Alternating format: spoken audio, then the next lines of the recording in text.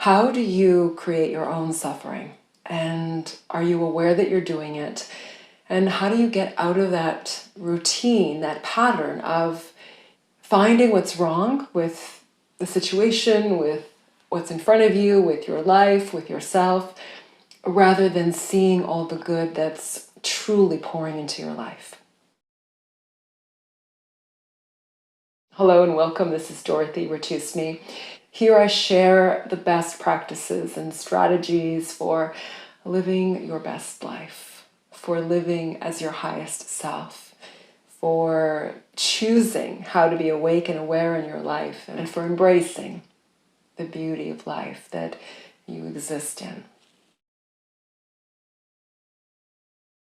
So suffering, defined as the absence of happiness. It's the grief, the sadness, the angst, the worry, the fear.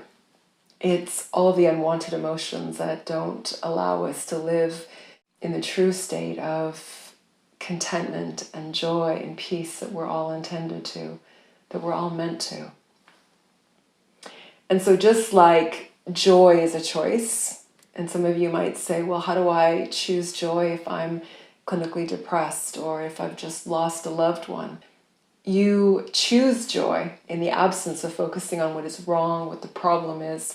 Rather, you choose joy and you choose the momentum of joy by focusing on what is wanted.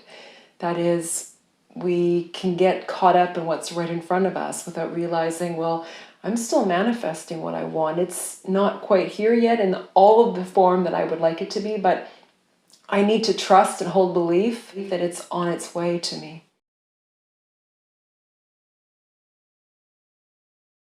So some of the ways that we lose faith, that we lose belief in what is wanted, is by focusing on what's in front of us. We all do this.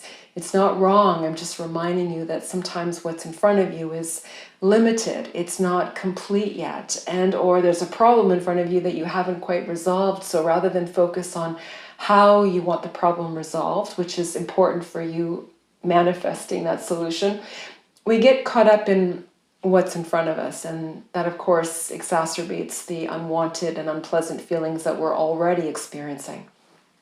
That's called suffering. So recognize when you're suffering and then remind yourself that you are in control of this. Yes, there are always external forces, but there are always choices that you make so that you can recognize what is good, what is working, what is positive, what's on its way to you, what you're choosing to remember. That is what's part of your path and your future, and what you need to do still to accomplish and complete this. Or you might focus on what's not yet here, and of course see that as being lack or not good enough or something not happening quick enough or at all. We suffer by our own doing, not intentionally, of course, but we suffer because we don't give enough credit to what's still on its way to us. So I see suffering in one context very closely related to the whole art of manifesting, because when you are manifesting something, it means that even though you may not see it yet, it doesn't mean that it's not yet on its way in that form or something better. And when we get stuck on what we don't yet see, that's when we feel a lack or as a failure, or we lose hope, or we give up completely. In fact, that's often what keeps us from actually completing what it is we want. We get too caught up and focused on what isn't still in our life. And that's, of course, also how we suffer. So a quick takeaway here: when you find yourself stuck in a place of anxiety or sadness or any uncomfortable emotion that's not serving you, just remind yourself, am I choosing this suffering? You choose it by continuing to have the thoughts that keep you locked in the space in which you are feeling what you feel, versus focusing on what you want, focusing on the solution to a problem, focusing on what you're still manifesting, focusing on your future, focusing on the forward steps that you need to keep taking in order to get to where you want to be, and also focusing on gratitude. what is good in your life, what you have been able to accomplish, how you already are a wonderful person, even as you're working to be better.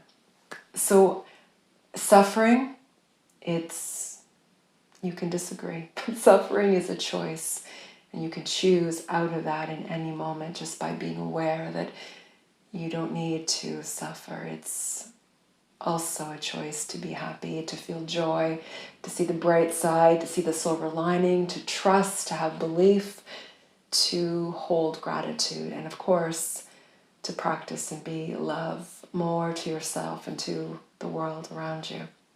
Thank you. Here's one quick path back to joy and to the absence of suffering. It is to remind yourself what you are working towards, what you are seeking, and to remind yourself and to reclaim those steps you need to take. So rather than get too caught up in what isn't happening or what the problem is or what isn't still yet in your life, continue to focus on the steps you need to take, because we can get too distracted by what we tell ourselves and what isn't yet here and lose sight of what we still need to do, important things we still need to do. I thank you for watching, and to join me again every Friday. I drop videos, as well as I'll also drop meditation practices throughout the week. So please, if you haven't yet, subscribe to the channel and make sure you hit the notification bell, which lets you know, of course, when a new video is uploaded. This channel is all about helping you become your best self. It isn't about a one-time goal. It's every day. How do you live your best self? What does that look like? And how do you accomplish it? And how do you wake up out of bed each day and really, truly desire, not only strive, but desire to be your best? And how do you let your heart open to everything that happens, no matter how it might unfold? How do you hold your heart open to be accepting and approving and to focus on what you want, to not lose track of that? This channel is all about helping you manifest your greatest life, because you're here once right now, so why not make it amazing? Thank you for watching.